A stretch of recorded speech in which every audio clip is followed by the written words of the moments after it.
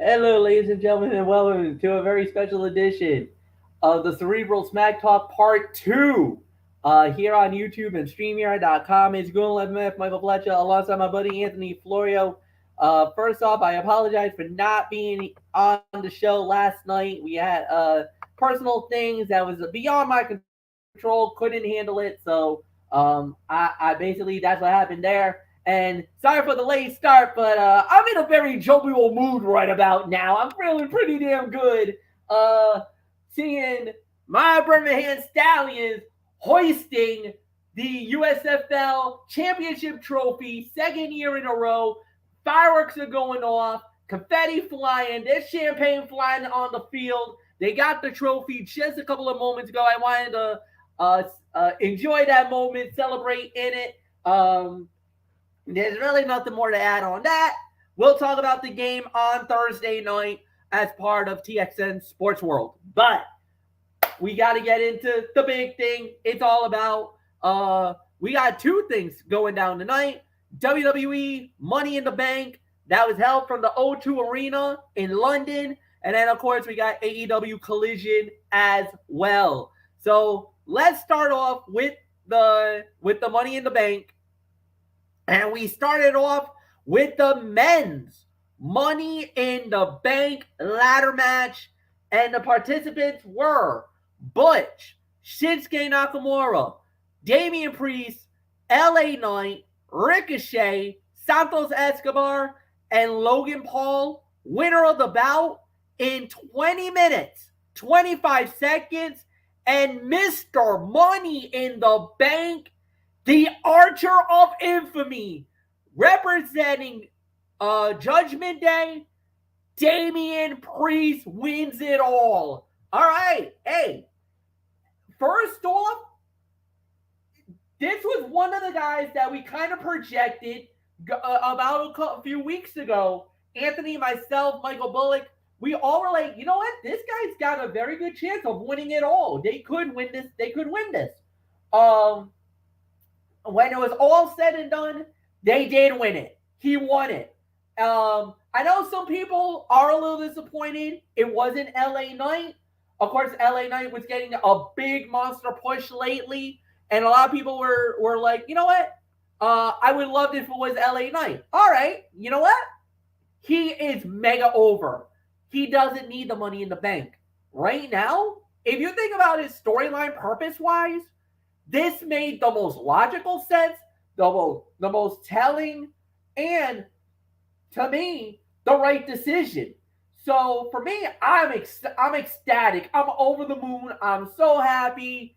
For me, they got the right man.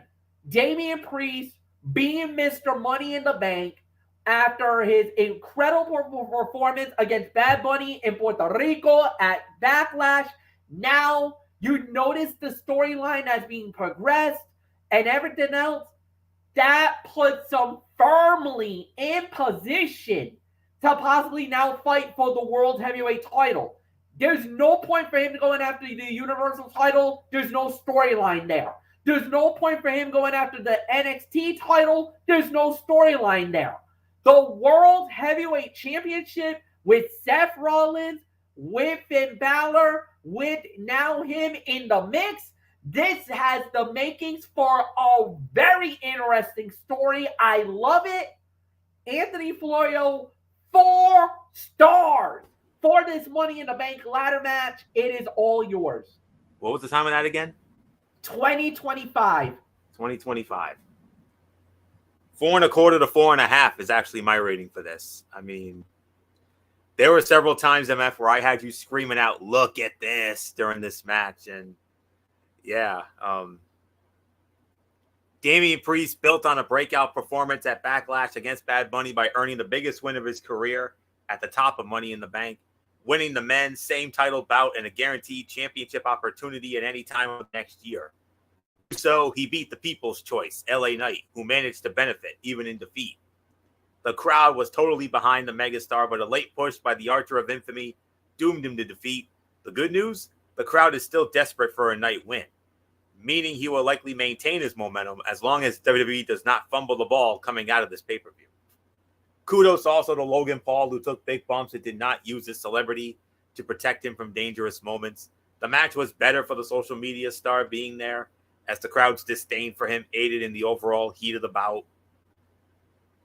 There was enormous main event level pop for LA Knight. Only a few had the charisma he has. The crowd's desire to see Logan Paul get his ass kicked is exactly why WWE loves him. He's good a heel as anyone on the show, not named Roman Reigns or Dominic Mysterio. Ricochet launched himself through the ladder and out of the ring in an awe-inspiring spot, hence MF screaming out, "Look at this." Logan Paul's frog splash on Priest was great. Even better, the audience chanting, "You still suck," in response. And Ricochet probably made a few front office type shrieking backstage, pulling a Spanish fly that drove Logan Paul head, neck, and face first to a table. Oh my God! And you know what I mean by that. So I've read a lot of reviews here saying that this was one of the best Money in the Bank matches in quite some time. I concur with it. This was 4.25 to 4.5 stars, and I don't know what else there is to say except at least Logan Paul didn't get it. Thank goodness, because if he had, we all would have lost our minds. But thankfully it was not him. Any of the other guys we would have been fine with. And big moment for Damian Priest. And now he has an opportunity to become the first Puerto Ricano to become a world champion in WWE since the late great Hall of Famer Pedro Morales. What a story that man. It's been a long time since we had a Boricua holding gold in WWE. Yeah, you got to go all the way back to, God, I think it's like almost back in like the 70s. Pedro Morales. For Pedro Morales, yeah, it's been like 70s, like maybe 60s, 70s. Like it's been that far. It goes that far back since Morales has held the belt. So I mean, yeah, this would be a long time coming for Damian Priest, but can he get there? So that's the big question. Will he get there? We'll find out. So getting the Money in the Bank is one thing. Going on to win the title is another thing. It's getting a lot more harder now for Money in the Bank holders to get the titles. On the men's side. Especially on the men's side. Because the women are playing. So yeah. So we'll see. We'll see what happens. 1.25 to 4.5 stars. Second best fight of the night for me. One was better. I think we all know where we're going with it. So there isn't much more to say except MF set me up for the next match.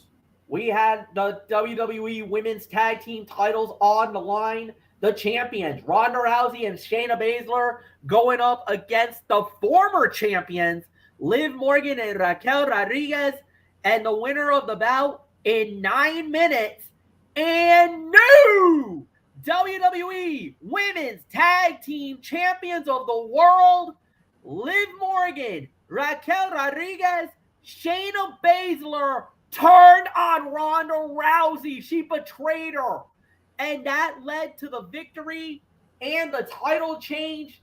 Anthony Florio, the women that got the titles and never lost them, got them back. Liv and Raquel. Unfortunately, this is not a SmackDown win. This is a Raw to Raw because Liv and Raquel are actually now part of Monday Night Raw. They were when they were the champions before. That was SmackDown, but because of the draft, Raquel and Liv both went to Monday Night Raw. So, Anthony, no harm, no foul. Raw keeps the belts, right. But you got quite a duo as champions now. Aren't you forgetting something, MF? New champions, Monsoon. I don't want to say it. You don't want to say anything because of the betrayal. I can't call this okay. A history has been made moment. Yeah. If it wasn't for that, then it probably would have been an unprecedented crowning. Yes. Unfortunately, it's not. Not here. All right. Fair enough. I understand. But all right. Now, this is a spoiler alert. This was a very newsworthy show, and this was the first bomb to drop right here.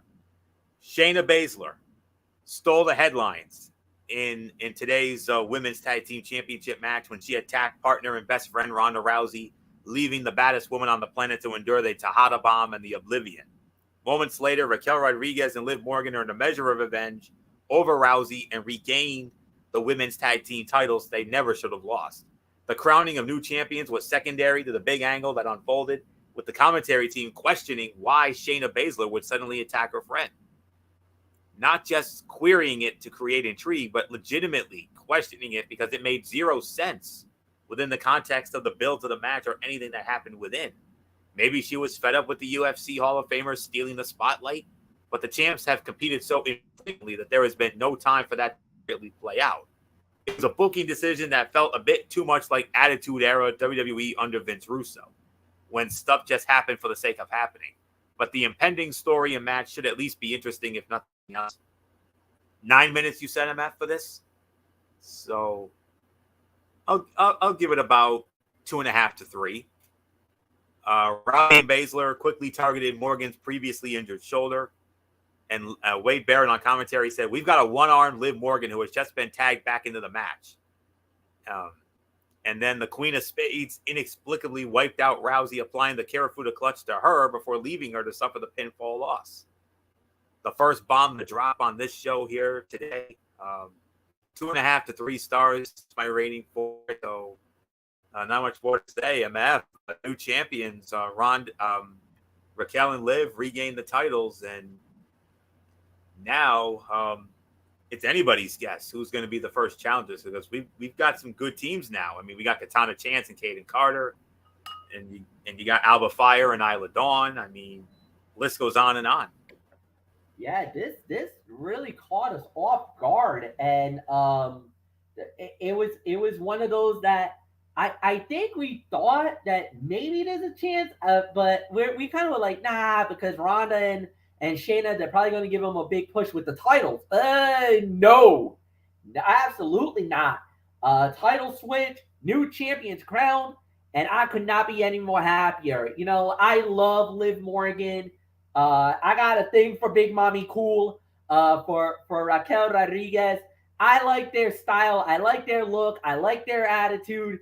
They deserved the titles. They deserved the moment more than anything else. It sucked because they had to be forced off it because of Liv getting hurt. But it looks like Liv is once again back, and it looks like she's, at 100%. So now you're going to see them fighting with this belt and doing what they need to do. So this was definitely a lot more better than expected. So it is what it is. We'll just move right on along. Next up we had was Gunther versus Matt Riddle for the United States, for the Intercontinental title, not United States. That was last night. Intercontinental title on the line, and Gunther wins the match by submission, 7 minutes and 45 seconds. Solid 2-star fight. Could have been better in certain areas, but it was meaningful. It was good, but it also stirred because, remember, Riddle was hurt, so they were trying to play off the injury. Fine. Nothing major there. But there was a surprise. Drew McIntyre is back. And boy, did he come back with impact. Jumping Gunther, leaving him in a heap, and then holding the Intercontinental title in his hand. Gunther McIntyre, SummerSlam. Why don't we let that sink in for a minute? Because that's where we're going. Detroit, Ford Field, get ready. 1 month from now at Ford Field, Detroit, Michigan, Gunther versus Drew McIntyre for the Intercontinental Championship. If the match at WrestleMania was not amazing, take Sheamus out, let these two go at it with the title on the line, we might have the greatest Intercontinental title fight since Brett and Bulldog. Or you can even go as far as saying since maybe Shawn and Razor at SummerSlam 95, or the Highway to Hell, Triple H and Rock, Madison Square Garden in the ladder match, and how great that match was. This could go down as a possible all-timer for the Intercontinental Championship at SummerSlam. Oh my God, I can only think about it. 2 stars for the fight, but dude, WWE, shut up and take my money. Make this fight happen. Florio, go. Oh, man. MF is hyped tonight, folks. He is hyped tonight, and I wouldn't have that any other way. I'm just as hyped as you are. You got me hyped now, MF. This is great. All right, where do I start? 2.5. I'm going to be a little more generous on the match. 2.5, 2 3/4. Today felt like a casual day at the office for Gunther, who quickly targeted the injured ankle of Matt Riddle and ultimately tapped him out with an ankle lock to successfully defend the Intercontinental Heavyweight Championship. The match itself, little more than acceptable wrestling, was secondary to what occurred afterward. The big surprise on an event full of surprises. Here comes the next bomb. Drew McIntyre returned to WWE television for the first time since WrestleMania to a thunderous ovation and laid out the ring general, making it clear he wants a shot at the Intercontinental Heavyweight Championship. It was a noteworthy moment that silenced all questions about the contractual status of Scottish Warrior, at least for the time being. As MF said, McIntyre will likely challenge Gunther for the title at SummerSlam on August the 5th, a match that could steal the entire show. Whether he dethrones the ring general and where he goes from there will ultimately decide whether he made the right choice to return to WWE. For now, though, fans should look forward to the prospects of McIntyre and Gunther beating the life out of each other at Ford Field in Detroit 5 weeks from tonight. Michael Cole and Wade Barrett introduced footage of Gunther damaging the left ankle of Riddle from Raw, laying the groundwork for the story of the bout. Good use of the often overdone video recaps. And then Drew McIntyre leveled the ring general with a Claymore, a rare moment of weakness for the IC champ. 2.5, 2 3/4 star for the effort. And yes, MF, I mean, now, press mode here. Everybody, when it comes to WrestleMania, the WWE, WWF Heavyweight Championship changed hands more than any other title in that event. What title has changed hands more than any other title in the history of SummerSlam? Intercontinental. Mm-hmm. And how many great matches have we seen? You mentioned some of the great ones, MF, but you had 2 notable omissions. Oh, yeah. Ultimate Warrior, Ravishing Rick Rude, 89. Yep. And well, I could say maybe Tainted Ending, but I'll give you that. 91 is one of the greatest. And you left that out. Brett versus Mr. Perfect. Well, the thing was, like I said, I apologize because, like I said, I was just reeling off stuff off the top of my dome. Oh, I'm not. For us, SummerSlam is our generation. We grew up with SummerSlam. As a matter of fact, yep. 1988, I was 5 freaking years old. So was I. Well, so was you. So for the entire lifespan, we've been alive, and now we're about to show our age. We've been alive for the entire lifespan of practically all the major 4. Yep. Practically. So, I mean, yeah, I get it. I mean, think about it it's likely going to be Gunther and McIntyre. Gunther's reign will at that point, I believe it'll stand at 421 days. He'll be about a month and change away from Honky. He will surpass Macho Man when we get to SummerSlam. He'll surpass Randy Macho Man Savage for the second longest title reign of all time. And but this is but remember, this is Drew McIntyre now. The biggest threat. I mean, this is like we thought Sheamus was a major threat. We thought he was going to be the guy.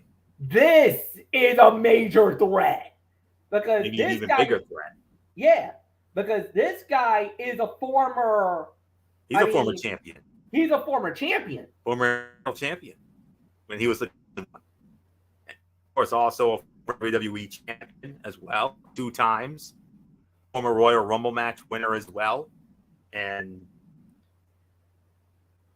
when we think about the prospect of McIntyre and Gunther for the Intercontinental Heavyweight Championship, and you think about all of the amazing Intercontinental matches that we have seen in the history of SummerSlam, from Warrior and Rude in 89 to Bret and Mr. Perfect in 91, a match that I hold near and dear to my heart, as well as, of course, what many are calling, including myself, the greatest match in SummerSlam history, Bret Hart and the British Bulldog at Wembley in 92. Of course, we can't forget about Razor and Diesel. They had a fun Intercontinental match in 94. Of course, Razor Shawn, the ladder match in 92. I should say in 95 in Pittsburgh. Yeah. What an incredible match that was. And then, of course, Stone Cold and Owen Hart in 97, despite what happened to Stone Cold. I mean, that was a damn good match up until that freaky ending. Of course, you mentioned Triple H and The Rock. What a ladder match that was in 98. That was a fun-ass match. They stole the damn show that night. They overshadowed the Highway to Hell. Come on, let's not kid ourselves. It was about Stone Cold and The Undertaker. They overshadowed them. I'll give you Edge. How about Edge and Lance Storm in 2000? They had a nice little match. RVD and Chris Benoit in 02. That was a damn good match. On a card that only was the greatest SummerSlam event of all time in 02.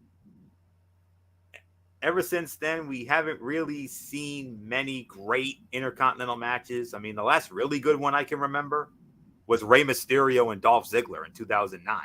Yeah. I mean, that was a fun match. And I don't think any IC title match that we've seen since then has come remotely close to this caliber. Now we're talking McIntyre and Gunther. We have ourselves a possible all-timer on our hands. We do. I mean, Gunther and McIntyre. I mean, remember Gunther and Sheamus from Clash in the Castle? And we basically put it as a nominee for Fight of the Year. This might have Fight of the Year candidacy. It could. Gunther and McIntyre. Could it be good enough to give Ospreay and Omega a run for its money? Wow. That's tough. I gotta say no, because I just don't feel like WWE is gonna give us that kind of level. I mean, it is SummerSlam. They're not gonna get 40 minutes. They're not getting 40 minutes like they. I mean, if they give us 20 and go that level and give us that hard, stiff, European style type of fight, maybe. But that's the thing. I honestly believe that if you're gonna do it, you need to give us you got to give us the Gunther from I need to see Drew Galloway from ICW level, because I remember he had a fight with Grado, and this is from Fear and Loathing, which is their version of WrestleMania. And that was a 4 to 4.5 star fight. It wasn't 5, but it was 4.5 stars. Whoa. But that match was amazing. Grado? Are you talking about the same Grado who was an absolute goof in Impact Wrestling? That Grado? Yeah. Oh, wow. Yeah. Okay. Grado and McIntyre had a 4 to 4.5 star fight at Fear and Loathing at the QCC Arena. And this was in Scotland. This was at the Hydro in Scotland. Oh man! So this was like I said, this was their version of WrestleMania. This was their biggest event of the year at the Hydro in I want to say it was in Scotland. It was at the Hydro. Go out of your way to watch this fight. This was amazing. Special guest enforcer was Mick Foley. This was when Grado basically overcame the odds to get the shot at the title. Drew Galloway was the champion and was a dominating champion. And they did not want to give Grado the belt because of the goofiness and the attitude and everything else. But the fans was on his side. They had 4,500 people at the Hydro But let me tell you, the reaction from the crowd and everything else, it sounded like 40,000. That's how crazy they went. And when Grado won the title, woo! Ha! Yo! 4,500 people. Huh? Wow. Huh? 4,500 people? 4,500. But trust me. It felt like 80,000. Huh? It felt like 80,000. It felt like 80,000, yes. Which is what we're probably looking. Well, yeah. I don't know if the Ford Field's going to get 80,000 for SummerSlam. They're probably going to get maybe somewhere around 65, 70, maybe this time around. But yeah, maybe, who knows? Maybe. But, it depends on how they do. It depends on how they construct the stadium. Because if you notice nowadays, they go more smaller. Like the rampway is not as big as it. Yeah, it's that curved ramp. I like. I'm gonna say it. I actually like the curved rampway better. They don't need to go bigger. I like that setup. I like the setup. It feels more intimate. It's the third event we've seen this. I mean, we saw it at the Rumble in San Antonio in the Alamo Dome. We saw it in Puerto Rico at Backlash, and now we got it here tonight. So I don't think they did it in Saudi Arabia, but no, they did that. They did the big staging. Yeah, I got a feeling. Well, we'll wait and find out. I think they might do the curved ramp for because from what I've been told, I think they're doing curved. I think they're doing the curved. Did they do that at Mania? No, I don't think they did it at Mania. No, Mania. Oh no. As great as WrestleMania, they go all out. They give us that giganto. Remember that was that movie theaters Oscar-like stage. Incredible setup. I mean, you said it was the best setup since 33. Oh, a lot of people were saying that. It wasn't just me. A lot of people were saying that. Yeah, but boy, howdy, man. I mean, and with how prestigious the Intercontinental Heavyweight Championship has become again after so many years of lackluster booking, which really, you know how I got about that. Yep, true. Because you know how much that title means to me, and it means so much to me. I went out with my hard-earned money and I bought myself a replica. You've seen it on this show many of times, and it feels that prestigious again. And right now, I got Brett and the Bulldog at 1, of course. I got Brett and Perfect right behind at 2, and then when it comes to number 3, it's a toss-up between Triple H and The Rock and Shawn and Razor, but they're 3A, 3B. But when you think of the body of work of Gunther and Drew, when this match gets made official, and we get this match in Ford Field 5 weeks from tonight, oh my goodness, what is Ford Field going to be like when those two throw it down, man? I mean, oh my God, it is going to be. And if they book it, and if they give these two the bot, and if they give them the proper amount of time, leave Imperium in the back and the whole 9, you're damn right we're looking at an all-timer.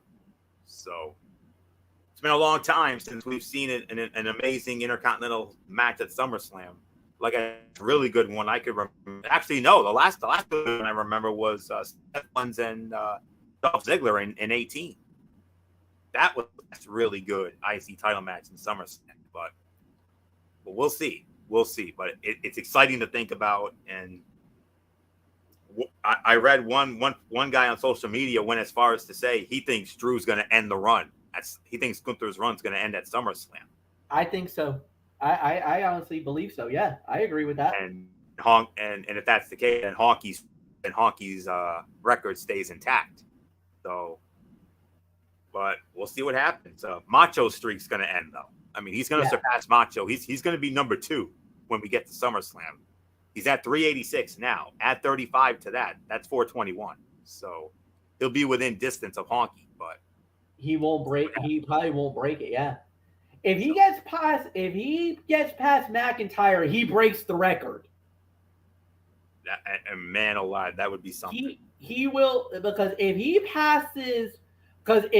successfully defends that title at SummerSlam, there's no other event that I could think of that would be remotely close with that would threaten Gunther to that title, and he will break the Intercontinental record. Only time will tell. Yep. As the great band Asia once famously sang. So there isn't much more for me to say on this. This match was only 2.5 to 2 3/4, but MF, Drew McIntyre, now being back in WWE and on Monday Night Raw. JR, this one's for you. And MF, you always say it as well. Business is damn sure about to pick up. All right. So with that said, we do move on. Now, wait, Anthony, help me out here. Was this the other bomb, or is that much later? Give me one moment here. Well, actually, I think the next bomb comes a little later on because we had the next match. All right. So this was Cody versus Dominic. Okay. Yep. So Cody versus Dominic. Cody Rhodes winning the match in 8 minutes and 40 seconds. This was a little bit of a surprise, Anthony, and we're going to talk about it because a lot of people thought Brock Lesnar was going to get involved and maybe help Dominic win this match. No Brock Lesnar. Cody wins. And MF, since we're not on the show last night, and I told this to Bullock during the show last night. I read a dirt sheet. I read quite a couple of dirt sheets on Friday saying that there were rumors going around that Cody Rhodes and Dominic Mysterio was going to be the main event of this pay-per-view. And it was going to be because of Brock Lesnar. But with this match going on as it did, it's obvious that they weren't going to have the Beast come in here. But thankfully that didn't happen. But anyways, with or without Rhea Ripley by his side, Dominic Mysterio never stood a chance against Cody Rhodes, and their match today reflected as much. The American Nightmare overcame multiple attempts at interference and defeated Mysterio in what amounted to a nice little TV-type match. Nothing that happened here had any real consequence on any ongoing storyline. If anything, it was an excuse to get both guys on the card and give Cody a win after his loss to Brock Lesnar in Saudi Arabia at Night of Champions. Nothing more, nothing less. That's far from a bad thing, as Mysterio had an opportunity to work with a main event guy, got experience working with Rhodes, and will be better for it. Cody ripped off the cast, stunning Dominic by revealing his left arm to be completely healed. Rhea Ripley distracted Cody and then pulled him off the apron, allowing Dominic to deliver a tope suicida and seize control of the bout. It was predictable, but had to happen for the heel to have any realistic shot at getting any kind of sustained offense. The crowd never really bought in the Dom as potentially winning, hurting the match's heat to an extent. But the heel's entire shtick is that he should not be winning these matches without incessant interference. Mommy tried, but to no avail. Another 2.5 to 2 3/4 star match. But MF, we know where this is leading. Cody Rhodes, Brock Lesnar, the rubber match at SummerSlam. And from what I've been hearing, from the dirt sheets I've been reading lately, it's going to be some sort of gimmick type fight. Yeah, we'll have to wait and see how it goes with gimmick. But 2.5, yeah, solid match. This was all right.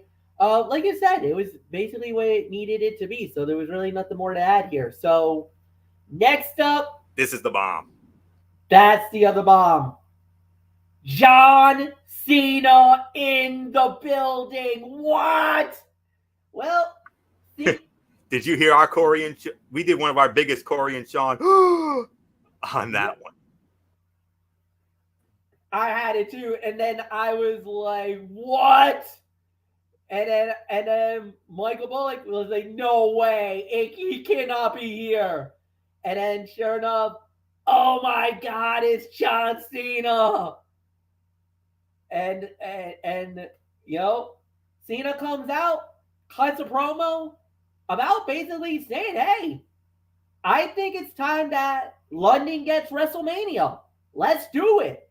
I'm out here to campaign on the behalf of I know you guys didn't expect me to be here the whole 9 yards. And basically he's like, yeah, let's do it. Let's have WrestleMania at London. You guys deserve it. And this was an official, prop up bet more than anything else. Of course, Grayson Waller comes out to try to interject, and Cena drops him with the AA. Fun little segment. Nothing that was light years away or anything else, but Cena coming out, amazing. Total surprise. Nobody saw this coming.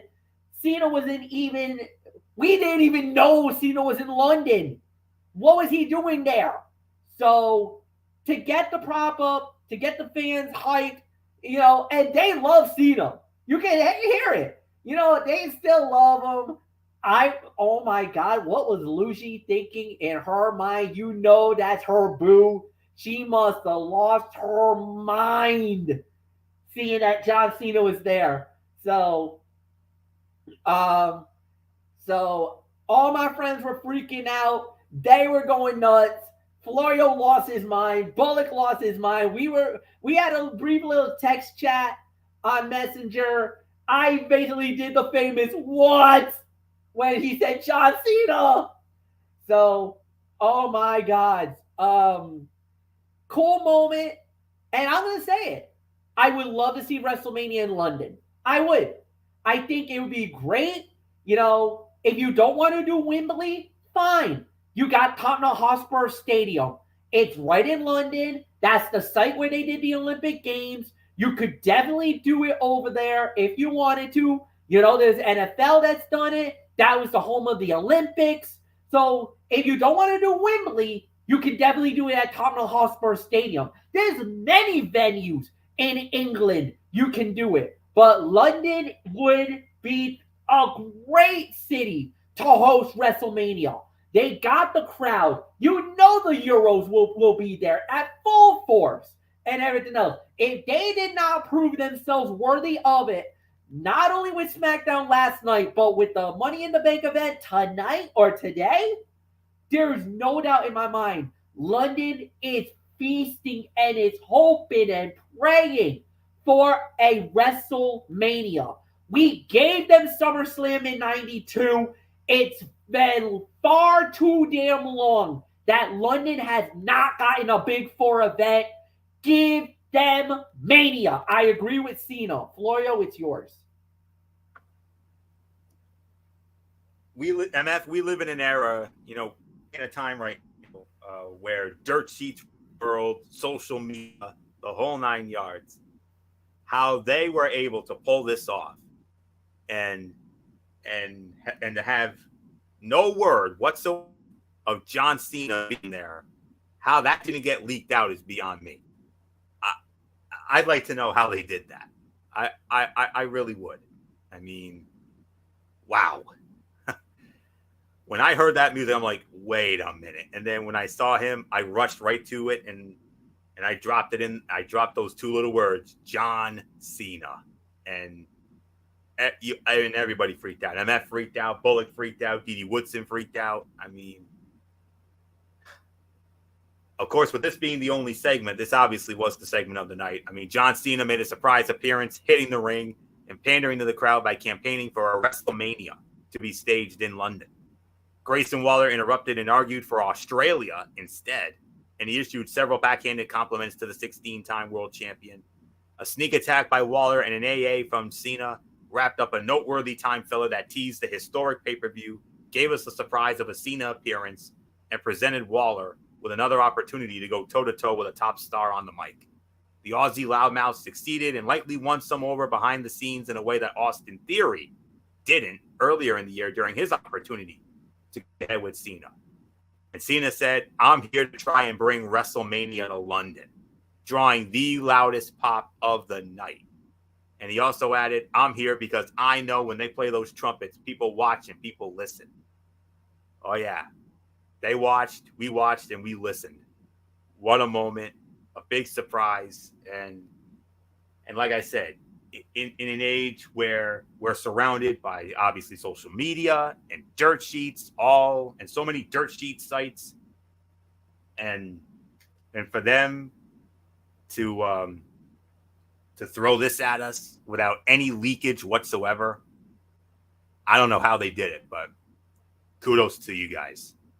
Way to keep that under wraps. I mean, to do it, like I said, in this age where there are so many dirt sheets, and of course with social media, but for this to happen, unbelievable. They had to really, because I remember Pat McAfee talked about it, because remember when McAfee showed up, I think it was Royal Rumble, and nobody knew that McAfee was even in the area. This is true. And even Michael Cole even talked about it on the Pat McAfee show that, yeah, I didn't even know you were even in San Antonio. And he legitimately said it, that when he said that, when that moment where at the Rumble, where after he was like, I was talking with him, he was playing that golf with that stooge Boston Connor and everything. No, that was legit. That actually happened. He was like, I did not know you were actually heading to San Antonio. And McAfee said, huh? Yeah, I remember. And McAfee's plane to San Antonio arrived literally 20 minutes before the Rumble started. Yeah. So here we go again. How did, you know what? I gotta say it. That's Triple H. That's Triple H. That's Kevin Dunn. That's the traveling team. They must have rerouted Cena, or they must have did something private plane, whatever, and did it under wraps. Probably put him in some kind of bus or a truck or somewhere where he couldn't come out. Probably drove him into the building, underground or something like that, and then basically under the tightest of security to get him to Gorilla for him to come out, where nobody, like probably maybe 2 or 3 people probably knew that Cena was going to be there. Maybe Kevin Dunn, maybe definitely Kevin Dunn and Triple H, maybe even Bruce Pritchard, and then maybe one other person. Like that would be the only people that would probably know that Cena was going to be there.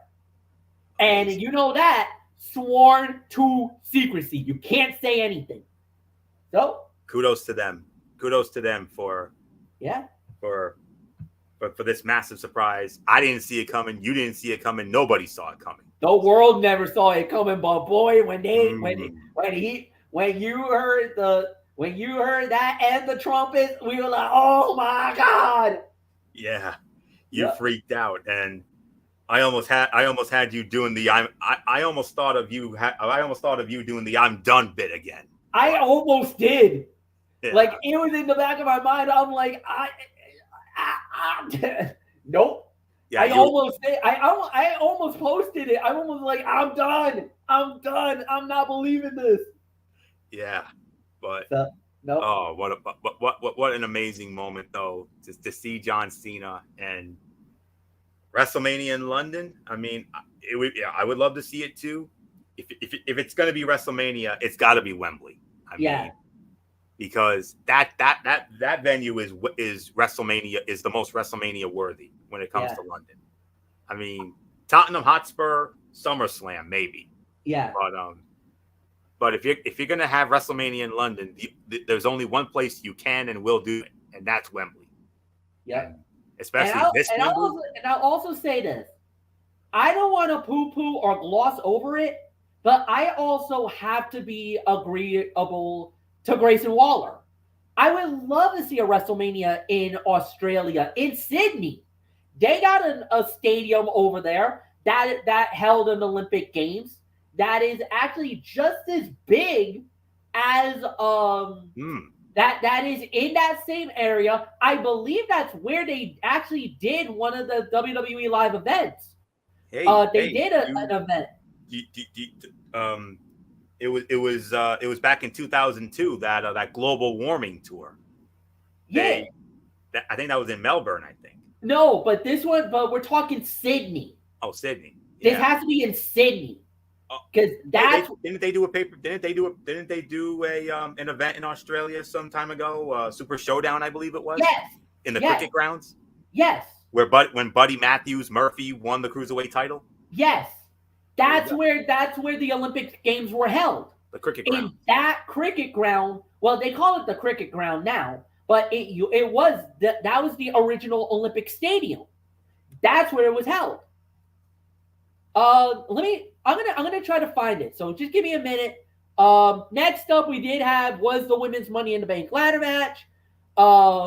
We had Bayley, Becky Lynch, Trish Stratus, Io Sky, Zelina Vega, and Zoe Stark. Io Sky wins it all. 1805. Hey, I'm happy. Great call, great decision. A big victory for her. And my goodness, man. I mean, all right, yes, I'm a little disappointed. I wanted Becky. I thought the Becky was going to be great. Hey, Io winning this? Dude, everybody's already calling it. Io versus Asuka. Everybody's calling it now. They think she should go after Asuka, go after the WWE women's title. And let me tell you, if we get Io Sky and Asuka for the women's title, ooh, that could be amazing. Like they teased us not too long ago when they both started speaking in Japanese, Asuka and Io, and we didn't understand it, but my God, it was amazing what they were doing. Sign us up for that again. Now, this is going to be interesting because now you got Bailey. Bailey's going to feel like that was my briefcase and you stole it from me. So you got that drama. So, I mean, if you ever talk about logical outcomes, this was it. Great call. And I'm going to go as far to say it. Best women's Money in the Bank match ever. 4.5 to 4.75. Doesn't get the 5, but that is the best one yet. Florio, it's yours. Maybe a bit of an overreach, but I'm with you there, MF. I'm going to give this between 4 to 4.25. But I do agree with you. Much like Priest earlier in the night, Io Sky followed up her breakout performance at Backlash with a Money in the Bank victory, overcoming the selfish intent of her friend and Damage Control partner Bayley, and cleverly handcuffing Bayley to Becky Lynch before securing the briefcase.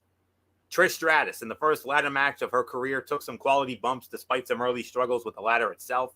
Speaking of bumps, Zoe Stark took a nasty one from Zelina, who again impressed in limited spots. Io Sky winning was probably the right call and provides the jealousy necessary for Bayley to completely divorce the genius of the Sky from the group. Their matches will be fun, and the potential for Io Sky to mix it up with WWE Women's Asuka in the future is exciting for the fans. Absolutely.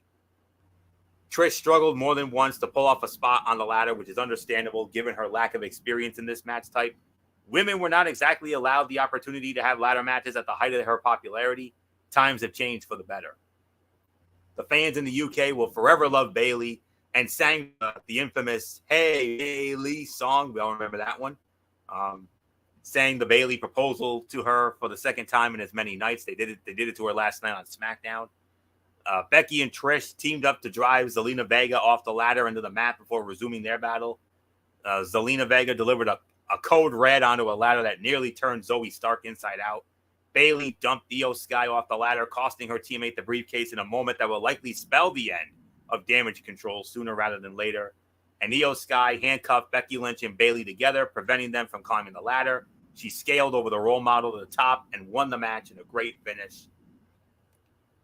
Not as good as MF has it, but I am with him. I'm with him here. I'm going to meet him in the middle here. 4 to 4.25 stars. For me, it was my third best fight of the night. A very good women's Money in the Bank ladder match. I thought the men's was just a smidgen better, if I'm going to be honest with you. And but I am happy with the outcome. And hey, I had this one. I actually had Io Sky winning this match last night. If you watched the show last night, I had Io Sky, but Michael Bullock actually had Zelina Vega winning. But yeah, it didn't work out well for him, but worked out for me. So I called it. I believe I had this one. So no surprise. 4.25. So with that, MF, we move on to the next match. Set me up. All right, just to let you know, the stadium that actually was the home of the Olympic Stadium in Sydney. Just to let you know, it was A&S Stadium, and it actually fills, if it's a full capacity, 83,500 people. So, just to give you guys a heads up on that. Next up, it was Seth freaking Rollins versus Finn Balor. for the World Heavyweight Championship. Seth Rollins winning the match in 12 minutes and 30 seconds, Anthony. Damian Priest made an appearance teasing a possible cash-in of the Money in the Bank, but it cost Finn Balor because Balor looked like he had the title won. And because of that distraction, it actually swung the tide, and Seth freaking Rollins, still the champion. You know it. And yes, I'm loving your version of the little song that I came up with some time ago, which has been a running gag with myself and Bullock during our Raw chats when we have them. But yeah, that's become one of our newest things. But we'll have the fun with that in a minute. But first, the same mounting frustration that threatens to destroy Damage Control could threaten the Judgment Day, thanks to dissension between Finn Balor and Damian Priest. Priest teased cashing in his Money in the Bank briefcase in the middle of the World Heavyweight Championship match between the Irishman and Seth Rollins, with the momentary distraction allowing the Visionary to secure a successful title defense.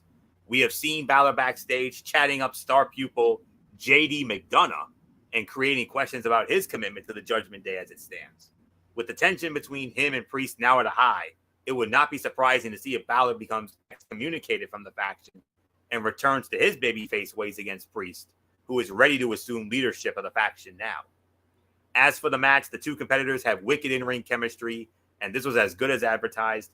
It could have benefited from a few more minutes to achieve greatness, but even a very good Rollins-Balor bout is better than most. Michael Cole informed the audience that during a live event Friday night, Finn Balor executed another sneak attack on Seth Rollins that left the champion with injured ribs. He wore K-tape to help sell that, and the injury played into the match. Intentional or not, it was a hell of a sales pitch for WWE live events. Every time Rollins mounted any kind of momentum, Balor cut him off and never allowed him to string together many offensive moves at once. Priest appeared with his briefcase to tease a cash-in. Balor set up Rollins for the coup de grace, but Priest distracted his Judgment Day teammate, allowing the Visionary to recover and deliver the curb stomp for the win. I can only give this 3.25 to 3.5 stars for the effort. Not as good as some of their previous matches have been, but it was still solid for what it was. It was still a good match. But nonetheless, nothing more to say except MF. Seth freaking Rollins. Whoa. Still the heavyweight champion of the world. 3.25 stars is my rating. Absolutely great match, no doubt about it. Could have been better in certain areas, but no problem.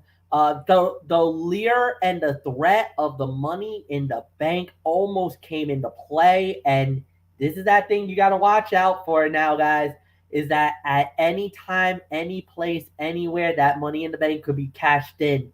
And unfortunately for Finn Balor, it almost got he almost got swallowed up in that net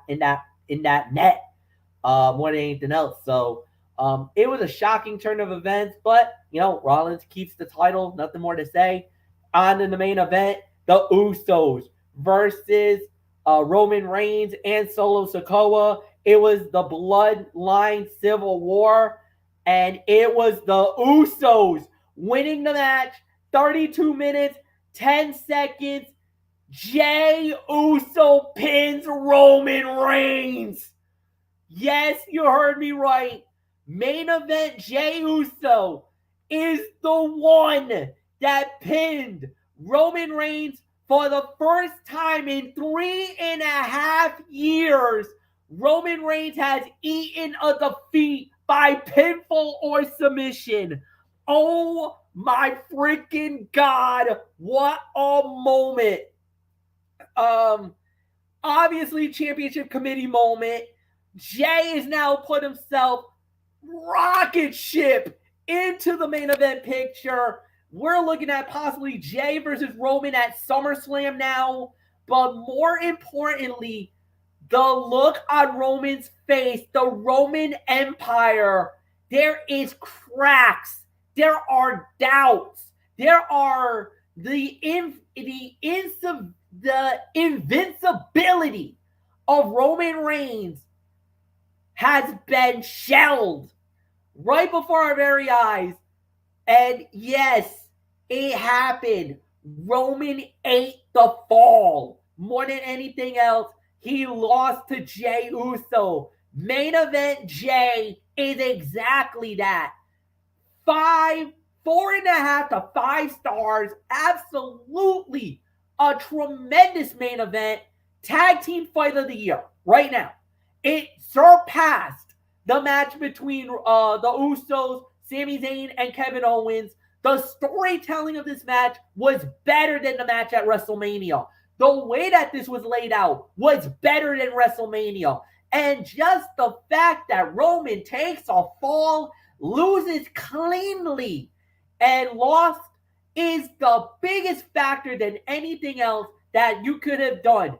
This was the most this is one of those where we did not know how this was going to play out. We did not know how they were going to end it. They ended it with the greatest ending of all. Jey getting the win, pinning Roman Reigns in the ring. 1, 2, 3. Oh my God. The crowd went bonkers. The place blew at the O2. I lost it. I did the most loudest. He got him. And then Anthony Floyd was like, what?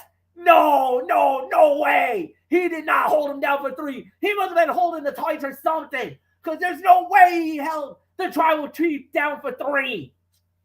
Well, I said he did. Main event Jey has proven to be the main event for all time. He has broken the streak. The first man to pin Roman Reigns in over 3.5 years. Oh my God. So, unbelievable match. Anthony Florio, good Lord, what an ending. The only thing I had when it came to that fall, you did your 1, 2, and then when the 3 went down, I had you screaming out, "Oh my God! Oh my God! Oh my God!" And then Mike Rome announces the Usos as the winners, and then you do your whole "Can you believe it?" shtick, and then whatever else. But that's how I had it. But nonetheless, this to me was the fight of the night. 5-star classic. I'm calling it. The only reason why I'm giving it 5 is because of the ending. The Usos defeated Roman Reigns and Solo Sikoa in the main event of tonight's show, with Jey Uso becoming the first superstar to pin the tribal chief in over years. It was a phenomenal bout, a representation of the various stories and angles that have occurred over the entirety of Roman's dominant reign atop WWE. Left alone following the disposal of Solo Sikoa to the floor, the tribal chief faltered and failed. It was a banner moment in the careers of all involved. Most importantly, the Usos, Jimmy Jey, benefited from their partnership, with Reigns achieving newfound heights in WWE. Tonight, they delivered the performances of their careers. The fans responded accordingly. The commentary team put over the enormity of the moment, and the fans can now look forward to the next chapter. What happens when Reigns isn't invulnerable anymore? Who knows? But one thing feels certain. MF, you nailed it again. The tribal chief versus main event Jey Uso at SummerSlam. Jey and Reigns squaring off carried such a big match feel. Paul Heyman said during the match, "My tribal chief, do you want your son sitting at his table?" Hyping Reigns up and giving a little more insight into how integral the special counsel is to motivating the head of the table. Reigns fired up from there. Great storytelling. Jey broke out oaths to The Rock and Rikishi during the big babyface comeback spot, which was glorious. The Usos delivered a double spear to Roman, and only a last-minute save from Solo prevented the tribal chief from suffering his first pinfall loss in 3.5 years. Jimmy tried for the top rope splash, but Reigns caught him in the guillotine. Jimmy fought through it, powered up to his feet, and drove the tribal chief into the corner. The Uso the 1D, but the referee prevented the 3 count. Rather than setting up a screw, he gave way to a false one as Reigns and caught, stacked the twins, and pinned them only for both to kick out at 2. Jey pinned Roman, becoming the first competitor to put the tribal chief down for a count of 3 since the 2019 TLC pay-per-view when Baron Corbin did it, and setting himself up for a championship opportunity in the SummerSlam, one very likely has to assume. So, 5-star classic. And I don't know what else there is for me to say except overall review. This may have been the best premium live event of the Triple H regime, thanks in large part to consistently strong in-ring content, start to finish, a few intriguing story twists, and 2 instant elevations in the Money in the Bank winners. Throw in a big night, even in defeat for LA Knight, and the long-awaited payoff of the Bloodline storyline, and you have a show that exceeded expectations and set the table perfectly for SummerSlam on August the 5th in 5 weeks. Some of the matches could have been better, I will admit it, but I think the best we can give it, I mean, I'm not going to say it's the best pay-per-view under the Triple H regime. It's one of. So let me rephrase that. I'm going to give this between 8 and 8.5 for the effort, if only because a couple of the matches could have and should have been better. But, I think 8 to 8.5 is the correct rating for this. But that ending is going to be remembered and talked about for many years to come. The only issue I have with it, I only have one small issue with it. I mean, it's a great moment. Yes, I'm not going to take away from the moment. But the only downside is I kind of feel they should have saved Roman getting pinned for when he loses, but when they're ready to finally take the title off of him. That would have made it. That would make his eventual title loss. That would have made that even more special. But at the end of the day, though, I mean, you want to talk about a year-end award, an early front runner for one of our year-end awards? Moment of the year, right here.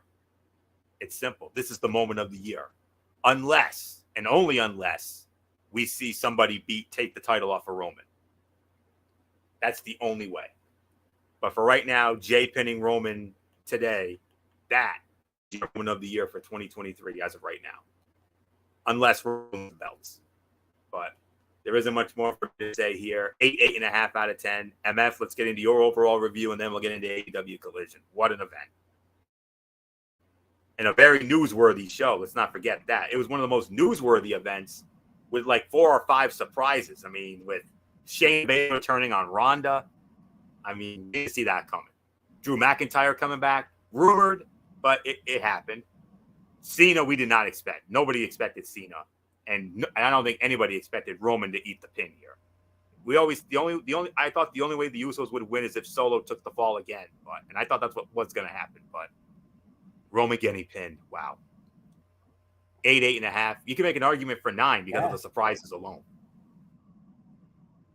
Yeah, honestly, truthfully, it was without a doubt the best pay-per-view of the Triple H regime. I disagree with you, Anthony Florio, and I am pulling the trigger and giving it the 9 because I thought it was amazing. I thought with everything that was cooked in this match, with everything that was riding and everything else that was played out, they nailed it. I thought this was a damn near perfect show. I'm giving it the 9 out of 10. It deserves it. So nothing more to say. Let's go on. AEW Collision, I should say. We started off with MJF. He actually had a match. The first fight was a squash. He went up against Kit Morse. MJF winning the match in the via a squash. Then he actually did have a second fight. It was MJF versus Ethan Page, All Ego Ethan Page. That time, MJF winning the match in 11 minutes and 2 seconds. I'll say about 3 stars. I thought they did a really good job with this. So I really got nothing more to say here. Anthony, it's yours. What was the time on that match again? MJF and Ethan. What was that time again? 11:02. 11:02. All right. 11:02. Yeah, I got you. 11:02. 3 3.25 for that one. MJF made his in-ring Collision debut tonight against a local talent. He won the match in less than a minute with a submission. It might make sense for a heel like MJF to want the easiest matches they can get, but it's a waste of time to book the world champion in a double squash. Thankfully, that was not all that was planned. The AEW champ offered to defend the title against anyone from Hamilton, Ontario, Canada, who stepped through the curtain. This brought out All Ego Ethan Page to take the place of another jobber who was heading to the ring. all ego ripped into MJF until he agreed to the match. The bell rang and it got underway. Page got a great reaction and delivered a fantastic promo, but he wasn't going to win, and we all knew it before the match started. They fought through the break and into the next segment, forcing MJF to work most of the first quarter of the show. This helped make him look good, but ultimately MJF got the win. Decent match, but nothing really to write home. The promo was to that. And hopefully the guy who only walked halfway down the ramp got paid. And Hangman gave and Ethan gave a great promo. Crowd was eating it up. 3 1/4. MF set me up for the next match.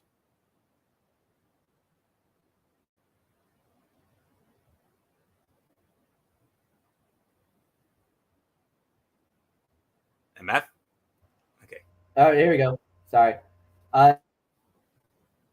Next match that we did have on the fight card was the quarterfinal match in the Owen Hart Foundation tournament for the men. It was Dustin Rhodes versus Powerhouse Hobbs, and it was Powerhouse Hobbs advancing, winning the match in 10 minutes and 13 seconds. So, Anthony, it's yours. Another 3 3/4 star match. Slow and methodical match. Dustin Rhodes had a quick burst of offense here and there, but this battle was all about showing how dominant Powerhouse Hobbs can be. They picked up the pace toward the end to make it more entertaining in the second half. After a cheap shot from Q-Tal, Hobbs was able to hit Buster to get the pin in the win. And I think it's really nice to have Dustin Rhodes in that tournament, because he was one of the people on the roster who actually shared a locker room with Owen Hart. And we know that he had a very close friendship with him. Hobbs countering the power slam only for Dustin to turn it into the crossroads was a great spot. The code red from Dustin was a little precarious. It's a good thing nobody got hurt. But other than that, another 3 1/4 star match. So I'm at your thoughts. Yeah, 3 stars. I thought it was a solid match. I think it could have been better in certain areas, but I thought they did a solid job more than anything else. Next up that we had was Miro. He had an opponent. He wins the match in 3 minutes and 11 seconds.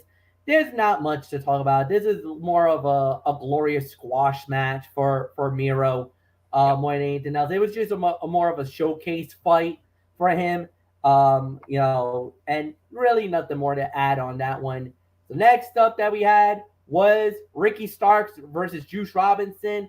And Ricky Starks winning the match in 15 minutes and 26 seconds. 3 stars. Solid matchup. Great battle. Look, I love the fact that these two guys went at it. They went out there. It adds more to the rivalry than anything else. But, hey, at the end of the day, Ricky Starks wins the match. I'm not mad with it. I like Ricky Starks. I like his attitude. I know him all the way back from when he was in NWA. So the revival of the NWA when he used to be on YouTube. So I'm a big fan of Ricky Starks. I like his gimmick. I love the attitude. Big win for him. Anthony, it's yours.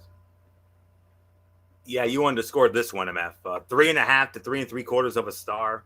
One of my top fights of the night. Dueling chants broke out in the crowd as they locked up and traded wrist locks. Both men had their supporters, but the absolute one definitely had the lion's share of fans. These two have complementary styles, so they were able to work together to create a fun match that allowed both of them to have moments of dominance. Ricky Starks was fighting with a knee injury for about half of the bout, but he pulled out the win to advance to the next round of the Owen Hart tournament. The rest of Bullet Club Gold tried to attack him after the match, but CMFTR made the save.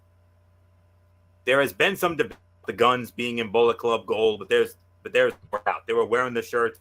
White officially inducted them into the group. Everyone has known at least one who seems like they could snap second. That is Robinson's whole vibe. The way Rich tripped and fell into the middle looked brutal. It was hard. That was planned or mistake. And Rich has a great tornado DDT. This was about 3.5 to 3 3/4 of a star. One of the fights of the night. And we got some storyline ties going into this semifinal matchup that we're going to see next week on Collision. Ricky Starks is about to square off against his former Team Taz brethren, Powerhouse Hobbs. Because let's not forget, there was Team Taz. You had Taz running, you had Brian Cage, you had Hobbs, you had Ricky, and you also had Hook. And Powerhouse Hobbs and Ricky Starks were pretty much the two charter members of Team Taz, and now they're going to be squaring off. So, they're gonna. I wouldn't be surprised if they mentioned that. They'd be remiss if they didn't mention the history of Team Taz with those two. So, but that should be a very good match. Powerhouse Hobbs against Ricky Starks. Battle of former Team Taz partners next week. So 3.5, 3 3/4. MF set me up for the next match. All right, it was Chris Statlander versus Lady Frost, and Chris Statlander winning the match in 8 minutes and 3 seconds. 2.5, 2 3/4. By the way, MF, you forgot to mention this match was for the TBS Championship. TBS Championship on the line here. It was on the line tonight when Chris Statlander defended the title against ROH and also one-time Impact regular. Both of these women pride themselves on their power, so there were some tests of strength for both competitors. First half of the match felt slow compared to the pace we have seen both of them work before. Frost was not using the acrobatics she is known for, so it felt like she was holding back for some reason. Challenger began to build some momentum after the commercial break by utilizing some of her speed and agility, but it was too little too late. Chris Statlander retained the title with a move Nigel McGuinness called Saturday Night Fever. And during the break, Statlander had to reset the suplex when she couldn't balance Frost in her arms. So 2.5, 2 3/4. No surprise outcome. So your thoughts? Yeah, 2.5, no doubts. I thought it was a solid match. Could have been better in certain areas, but I'm not going to complain about it. So main event, Samoa Joe, Roderick Strong, another Owen Hart Foundation tournament match. Samoa Joe winning the match in 13 minutes and 26 seconds. 3.5 stars. Great match. Great way to close the show. And guys, it now leads us to a tournament match. CM Punk and Samoa Joe. Oh my goodness. What a match that's going to be. I mean, get ready. That's all I'm going to say. Get ready next week. Nothing more to say. Fight of the night. Anthony, it's yours. Yeah, actually, I'm going to call the Juice Robinson and Ricky the fight of the night. This was the next fight of the night. This was another 3.5-star match. Main event of tonight's show was the first Samoa Joe and Roderick had met in a singles match in more than 17 years. To make things even more personal, CM Punk was sitting with Kevin Kelly and Nigel McGuinness for this match on commentary. They locked up, and Samoa Joe, and let me tell you, you could tell this was a fight between two men who knew each other well, but hadn't been in the same ring in quite some time. They had great chemistry and knew how to make themselves and each other look good at the same time. This match was just as competitive as you would expect. Both guys were treating this like the most important match of the night because in a lot of ways it was. After a great fight, Samoa Joe made Strong pass out to the Koki, which both, because that's another one of our running gags, for the win. And then CM Punk and Joe had it down to end the show. They will meet in the semifinals of the Owen Hart Cup tournament next Saturday night on Collision in Regina, Canada. So Regina, Canada, get ready. You're going to be chapter 4 of what MF and so many other and what many other experts have dubbed one of the greatest trilogies in the history of professional wrestling. CM Punk and Samoa Joe in Ring of Honor. MF could tell you stories on days about how great that was. But I can't wait to see it. It's going to be something else. And let's see. Roderick Strong was 3-0 in AEW heading into this battle. So Joe handed him his first defeat. CM Punk added a lot to carry for this match. He knows both so well. And Roddy being able to get Samoa Joe up breaker was a seriously impressive display of power. 3.5 stars, second best fight of the night. So,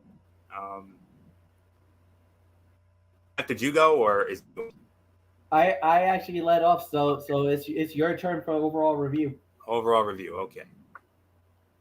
All right, now in the short history of this show, this is only the third episode.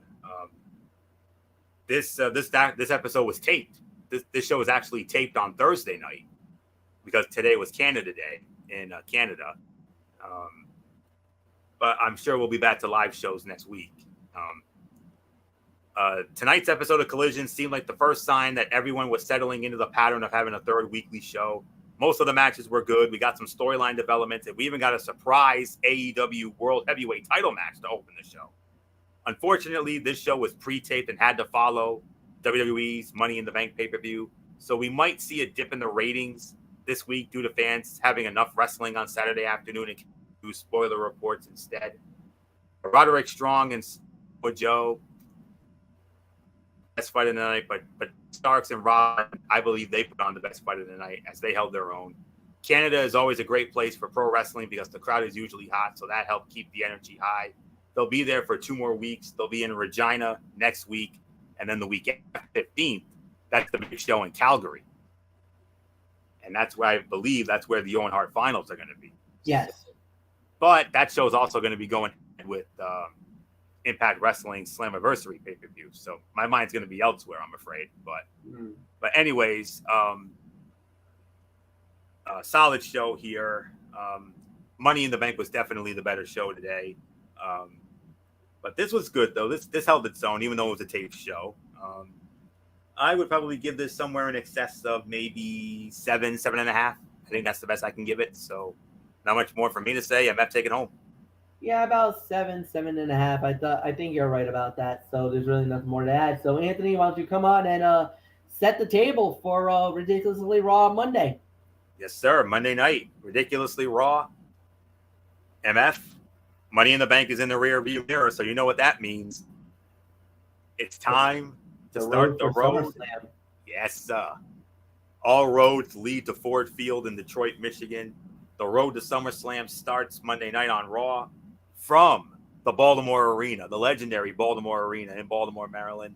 Rhea Ripley will be defending the Women's World Championship against Natalya. And so much more. Obviously, all the fallout from Money in the Bank. So we'll have that. And, of course, my reviews of Impact Wrestling and NXT Level Up and my latest Tony's Take. So that's Monday night following Raw.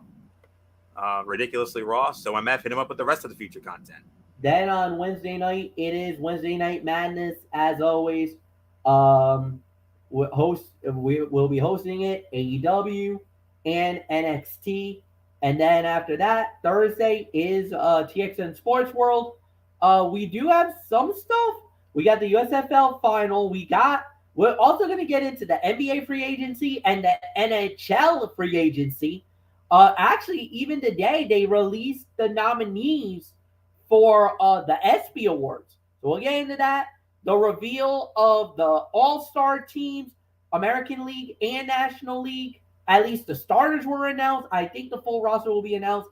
And there are names of that home run derby, Anthony, that's been leaked, that's slowly been leaking out little by little, but the field is starting to take shape. And maybe by then we'll give a full preview of the home run derby. So we got a lot to talk about. And then on Saturday, we do it all over again. SmackDown Live, AEW Collision, and we'll be done with that. So for Anthony Florio, I am Michael Fletcher. Thank you so much for watching, guys. Like the video, leave a comment at the bottom. Share with all your friends on all the social media platforms around the world. And we'll see you guys on Monday night. Until then, for all of us here, for Anthony Florio, I'm Google MF Michael Fletcher, saying so long, everybody. Goodbye.